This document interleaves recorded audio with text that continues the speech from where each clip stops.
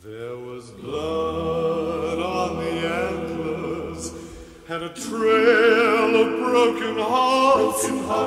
Their twisted perversion was tearing that small town apart. There was blood on the antlers and a trail of broken hearts. Their twisted perversion was tearing that small town apart. There are things a guy should feel bad about, like breaking a lunger's ribs, stealing a kid's toys, or bashing 2 teeth from the yap of a beautiful blonde. Any self-respecting man would feel a twinge of something, but in my profession, respect, even self-respect, is as remote a concept as an honest politician.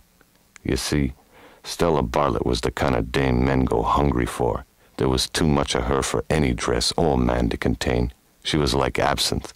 You wanted to drink from her till you died, and many did. I'd seen her perform at the Blue Orchid. Nobody makes underwear tight enough to contain the kind of enthusiasm she could stir in a crowd. She could turn a prize fighter into a whimpering dog, a Nobel Prize winner into a mumbling sap. What she exuded was too much for any man. No price was too high, no crime too dangerous. To kill for her seemed as natural as feeding a goldfish. My father said that a well-turned ankle will get you more than any bank will.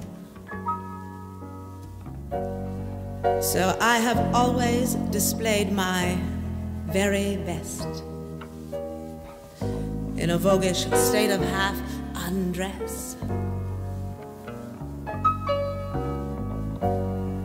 as literary figures in their mannish suits,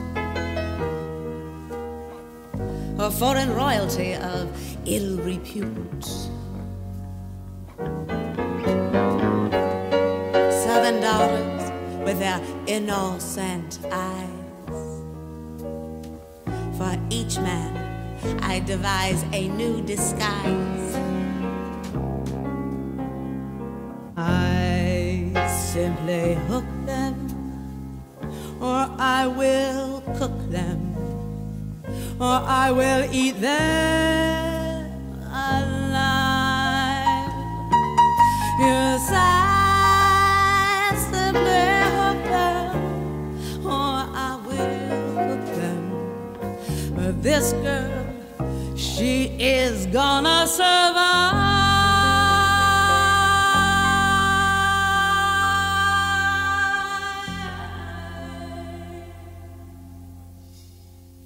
But now she lay as dead as King Tut on the floor beside me, and still she was irresistible. But let's start at the beginning, at the Garden of Eden, Max Farlow's legendary club on 28th and Vine, and the exotic jungle room where fame, bucks, and depravity all crawl on the same footing. There are 47 bars in Magenta that sling their swill to the 80-odd thousand inhabitants, and I know every stool, table, couch, and urinal in every one of them. It's my business to know. The Garden of Eden was as slick as a silk sheet sliding on sweat-soaked skin. It brought an originality to the word sin that even Webster couldn't have kept down to less than a chapter. I'd always thought Max Farlow had the voice of a eunuch and looked like he'd been spawned by the monkeys at the municipal zoo. It was only later I found out how right I'd been on both counts. He was 5 foot nothing and 4-eyed. He made you think of some snotty kid who'd won all the scholarships at school but couldn't figure out how to jerk off. About 10 years ago, he'd slithered into my office.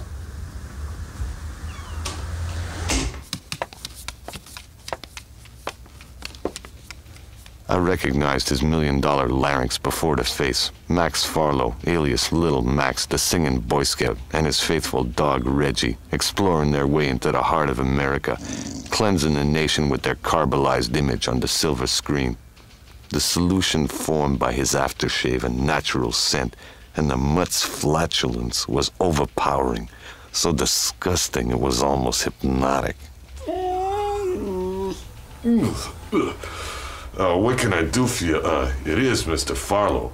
When we saw your name in the yellow pages, we knew you were just the man, Dober. Right, Reggie? Oh, Reggie. Jeez. Ugh. Can we get on with this? Golly, I really don't know where to begin. Well, why not at the... Anywhere'll do, Mr. Farlow. Drink? Gin fizz, yes. And some 7-Up for Reggie, please. He always gets thirsty after a bowl of chili. Oh, I feel so awkward telling these things to a perfect stranger. Well, that's why you came to me, eh? I mean, I'm used to this sort of thing, Mr. Farlow. It's part of the job. I haven't seen my parents in 5 years. We had an awful spat. I guess success must have gone to my head. I said some awful things. It's only now that I realize how much they did for me, how much we have in common.